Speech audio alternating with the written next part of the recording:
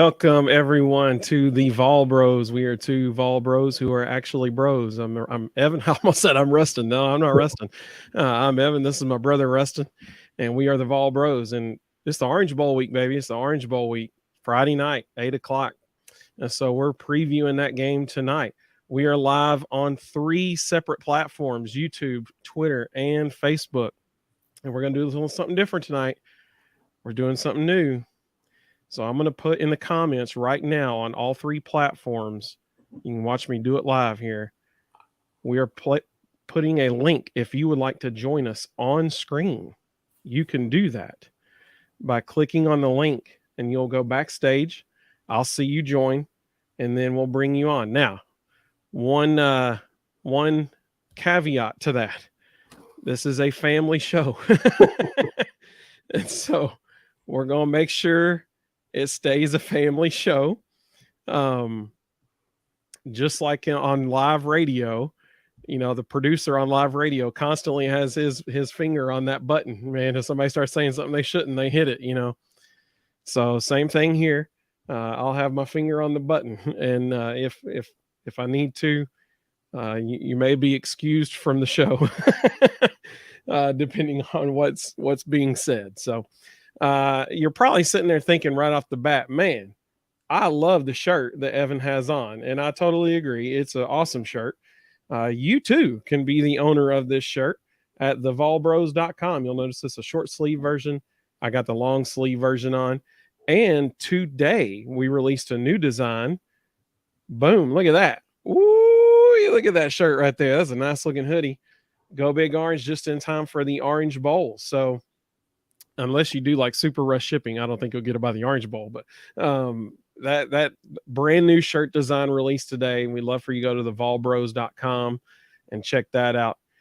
We got a fun little show ahead of us. We're going to look at 3 things. We're going to look at who is not playing, who is playing, and what's our prediction. So please let us know too what your prediction is. Tell us in the comments on all the different platforms. If you want to join us, feel free to join us. Super exciting stuff. So let's start with who isn't playing. And Rustin, tell us about Jeremy Banks. He's our first person who is not playing. Yeah, Jeremy just decided to get ready for the draft. He's not going to play in the Orange Bowl.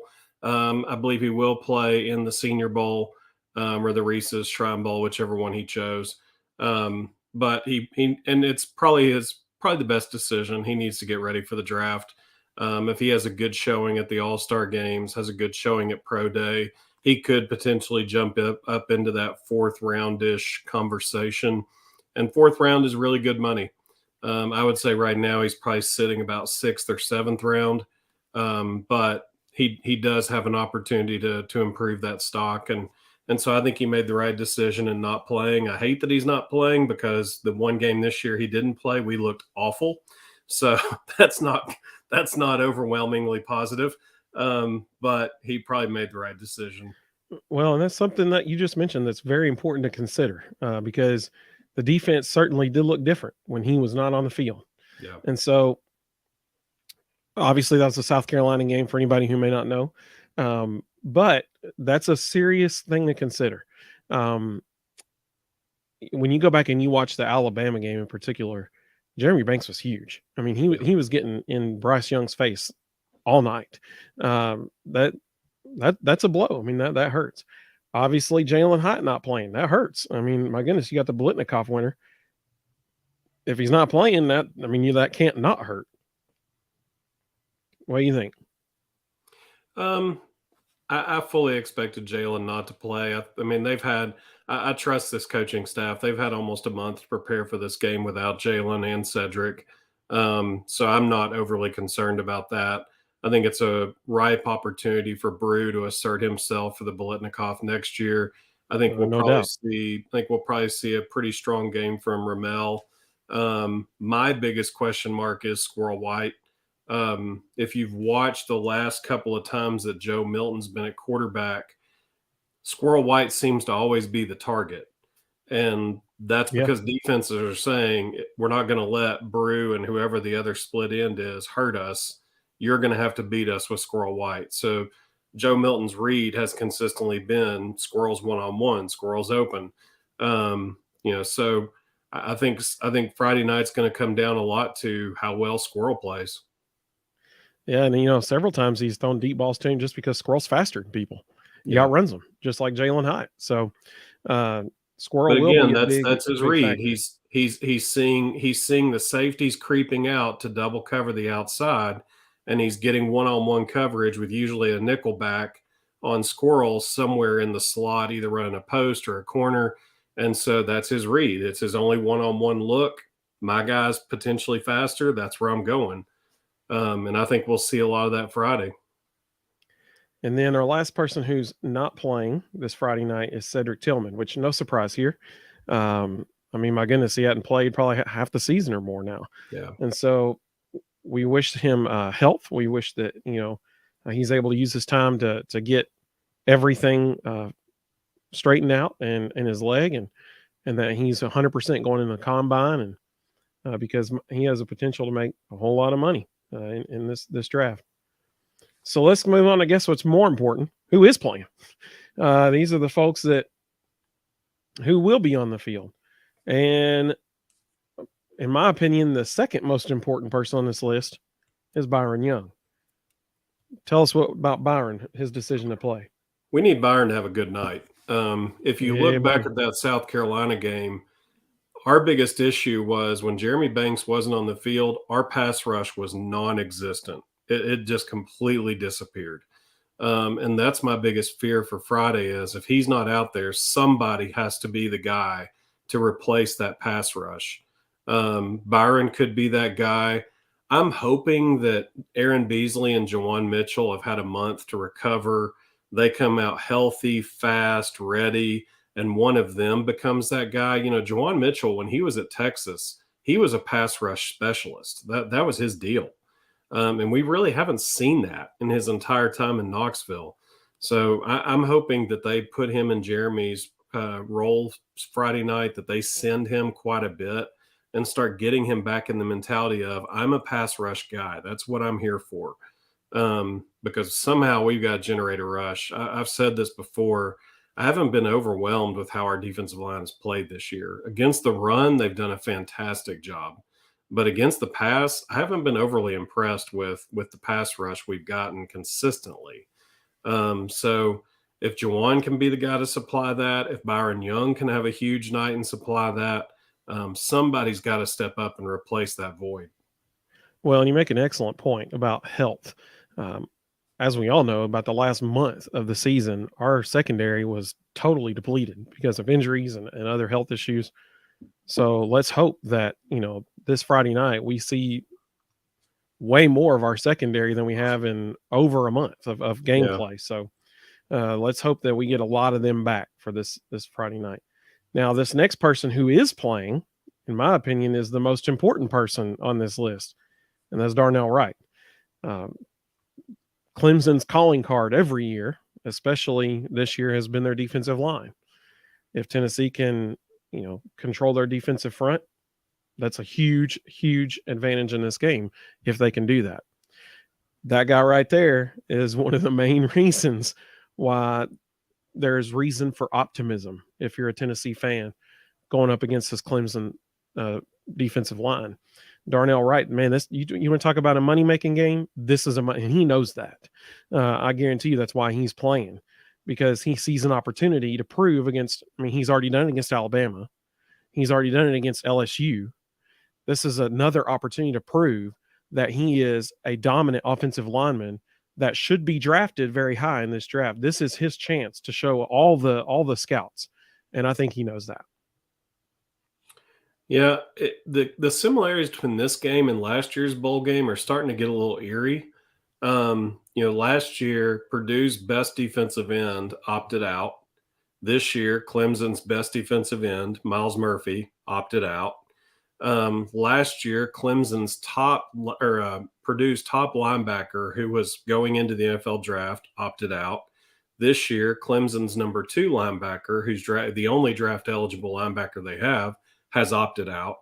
So it's a little eerie how similar those two games are.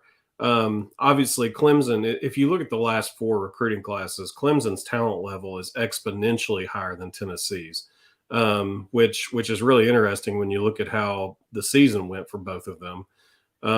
But, so there's going to be defensive line depth. Yeah, there's going to be defensive line depth. There's going to be a next man up mentality. They're going to have dudes out there that can create a pass rush. I'm real interested to see how our offensive line does. Again, they've had a month. Last year we played Purdue in a bowl game that was only 2 weeks after the final game. It's not quite as long. This year they've had a lot of time to get ready for this game, and they kind of had an idea of who they were going to play. So, I fully expect to see a game plan that has been well thought out, has been well prepared for, and guys play well. If we don't see that, I'm not going to have any concerns about this coaching staff. I'm going to be a little disappointed. Yeah. Well, our third guy that is playing, our last guy on this list that is playing, is Brew McCoy. And that's huge considering the fact that Jalin and Cedric aren't playing. But this is going to be Brew's time to shine. Him and Ramel Keaton. I mean, you're going to see him all over the field. This is going to be his game, coming out party right here. I mean, the catch against Alabama in the last drive was huge, and obviously, put him on the map in Tennessee. But this game, I mean, he's numero uno now. It's his time to shine. Yeah. 2 years ago it was Valus. This year it was Jalin. Next year it should be Brew. I want to see him really assert himself. The other thing I want to see, though, is I want to see the coaches get creative in how they get him the ball. Because if you look back, when Joe is in at quarterback, he rarely ever throws the ball to Brew because the defense is overplaying to his side. They're making sure he's not an option. The only way you can make him an option is to get creative with how you move him around, how you line him up, how you motion him. They need to find some ways to create space so that he can get the ball. Because if they just keep doing what they've been doing, this is going to be Squirrel White and Ramel Keaton. Pick your poison. Which one are we going to? While Brew's over here getting double covered every play. And he won't be a factor. He'll just be standing over there. So now that we've talked about who's not playing and we've talked about who is playing, let's give our predictions for what's going to happen today. Or not today, Friday. Why don't you go first? Because I think I've got mine's very specific. Well, so I tried to look at all the analytics and the stats because I think when you look at the opt-outs, it doesn't really, I think it all kind of cancels itself out. 2 of Clemson's best defensive players aren't on the field. 2, if you include Hendon, 3 of Tennessee's best offensive players aren't on the field. So I think all that stuff kind of washes. But it's fascinating.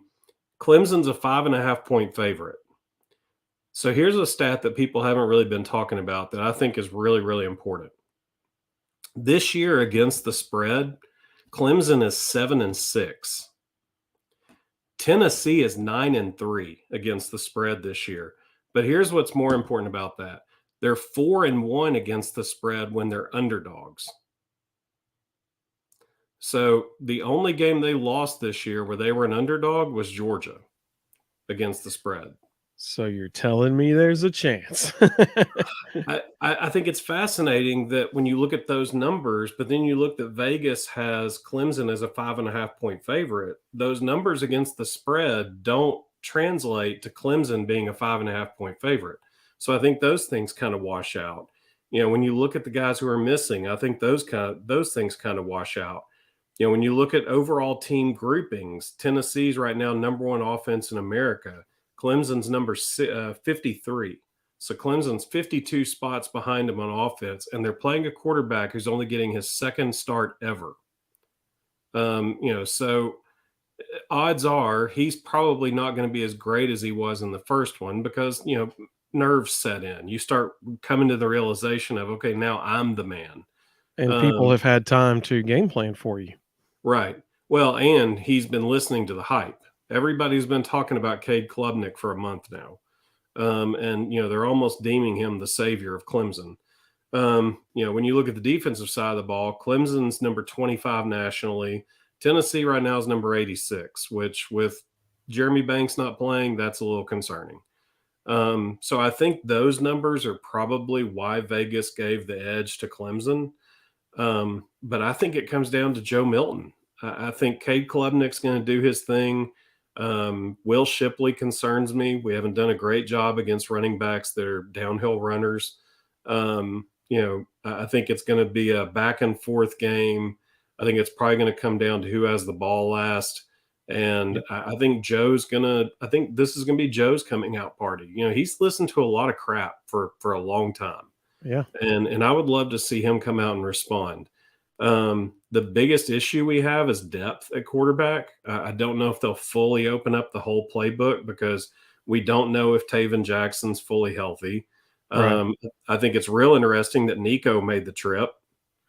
Yeah, all the new guys made the trip, but none of them are going to play.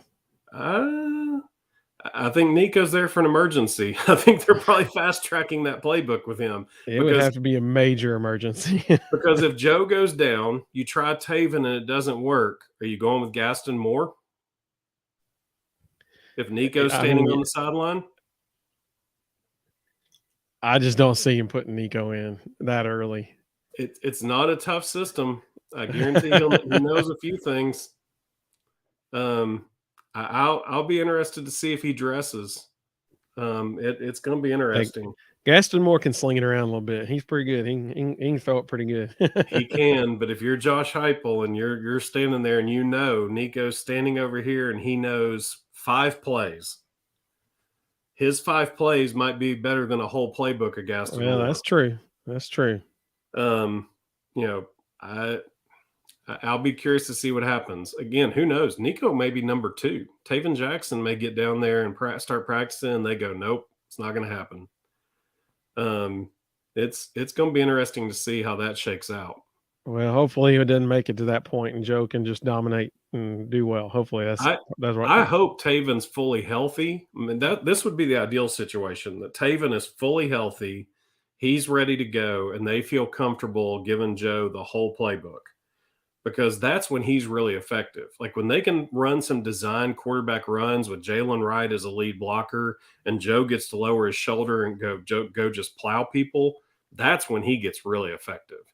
So my hope is that that's what happens, that he's full playbook. It's back and forth. It comes down to last possession, and Chase McGrath ends his Tennessee career with a field goal to win 38-35. So that's Rustin's score prediction. UT wins 38-35.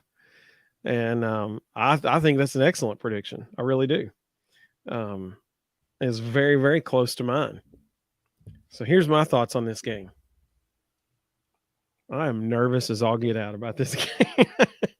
I am very nervous. Naturally, the game before they play Tennessee, Clemson's new quarterback finds his rhythm and is just, picking apart a team in the ACC championship game. That concerns me because obviously our secondary is the weakest part of our defense, which makes me think that, just like you said a minute ago, man, they're going to be sending pressure all night long against Klubnik to try to get him rattled and get in his face. The goal should be to knock him out of the game. I mean, I'm really nervous about it, and I was honestly leaning towards like a 34-31 Clemson edging them out or something. But then I started thinking about historically, like you said about this coaching staff a minute ago, you alluded to it. If you go back and you look at all the opening games of the season so far with Heupel and games that they've had a significant amount of time to prepare for, even coming off a bye week, they are always incredibly well prepared coming into the game. Their first couple drives are like a clinic every time we have a game like that. And I'm seriously hoping that's what happened. We see that. I mean, surely history leaves clues here.